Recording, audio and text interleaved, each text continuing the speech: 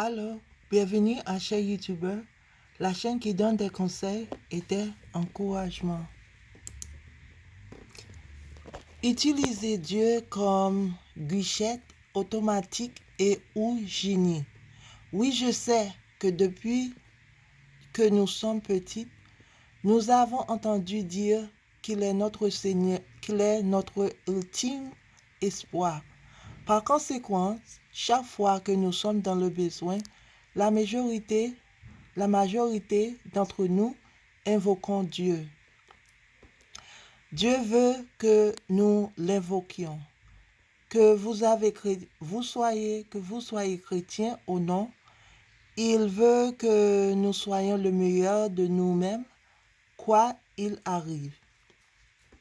Avant de commencer, je veux que vous sachiez tous que je ne détiens aucune licence professionnelle. Ce sont mes opinions basées sur ma vie. Utilisez Dieu comme guichette automatique et ou génie. Ce n'est pas parce qu'il est notre ultime espoir que nous devons être égoïstes, avides et partiaux dans nos prières. En tant que non-chrétien, c'est compréhensible. Vous ne connaissez pas vraiment Dieu, mais en tant que vrai chrétien qui étudient la Bible et se font baptiser, nous devons savoir mieux.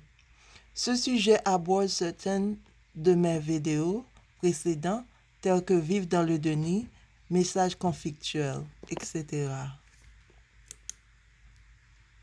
Utilisez Dieu comme guichette automatique et ou génie.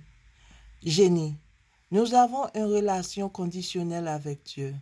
Pour les non-chrétiens, c'est comme si je n'irais pas à l'église et paierais pas offrande si vous ne me donnez pas ceci ou cela. Et pour les vrais chrétiens, c'est comme si j'aidais à baptiser cette personne, me donneriez-vous ce que je veux. Ça ne devrait pas être comme ça. Les non-chrétiens devraient aller à l'église parce que vous avez un père meilleur que votre père biologique. Et les vrais chrétiens ont besoin d'aider les autres à devenir chrétiens parce que vous êtes reconnaissant d'être libérés et que la parole de Dieu, la Bible, était supposée vous avoir été donnée gratuitement.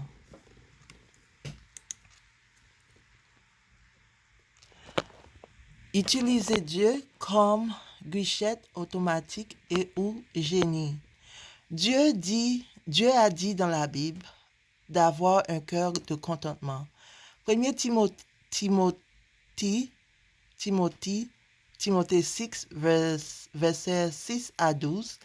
Mais la piété avec contentement est un grand gagnant, car nous n'avons rien apporté au monde et nous ne pouvons rien en retirer. Philippiens 4, versets 12 à 13. Je sais que c'est que d'être dans le besoin et je sais ce que c'est avoir l'abondance. J'ai appris le secret d'être satisfait dans n'importe quelle situation, qu'elle soit bien, mourir ou affamée, qu'elle vive dans l'abondance ou dans le besoin.